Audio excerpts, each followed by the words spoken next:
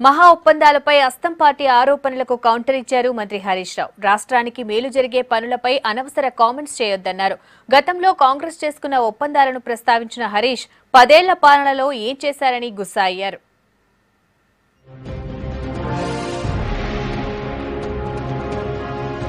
మహారాష్ట్రతో ఒప్పందంపై విపక్షాల ఆరోపణలను కొట్టిపారేశారు భారీ నీటిపారుదల శాఖ మంత్రి హరీష్ రావు. చారిత్రక ఒప్పందంపై చౌకబారు విమర్శలు చేయటం తగదన్నారు. దీనిపై ఆయన బహిరంగ లేఖ రిలీజ్ చేశారు. అంతర్రాష్ట్ర వివాదాలకు స్వస్తి చెప్పి పొరుగు రాష్ట్రాలతో పరస్పర సహకారం కోసం ఒప్పందం కుదుర్చుకున్నామని వివరించారు హరీష్.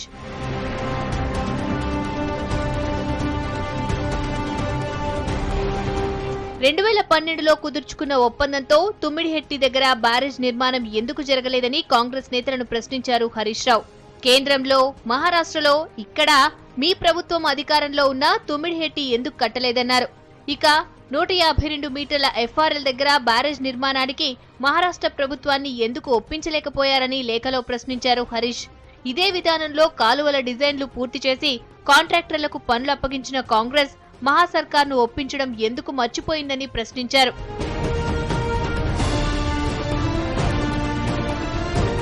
అప్పటి మహారాష్ట్ర సీఎం పృథ్వీరాజ్ చవాన్ ప్రాణహిత పనులపై తీవ్ర అభ్యంతరం తెలిపిన సంగతిని గుర్తు చేశారు హరీష్.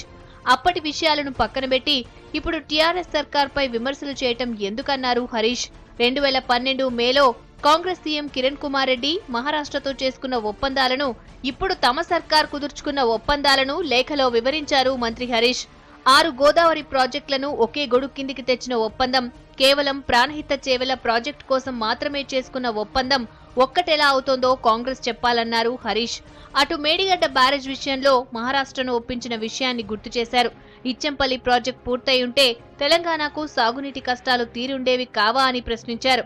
లెండి ప్రాజెక్టు నిర్మాణం ప్రారంభమై పుష్కర కాలం దాటినా పూర్తి చేయలేని అసమర్థత ఎవరిదన్నారు హరీష్.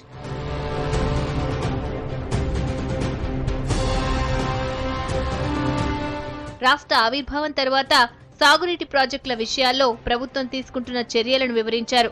కాంగ్రెస్ నేతల విమర్శలకు గతంలోనే సమాధానం చెప్పామని, అవే విమర్శలు చేస్తూ ప్రజలను తప్పుదోవ పట్టించడం కరెక్ట్ కాదన్నారు.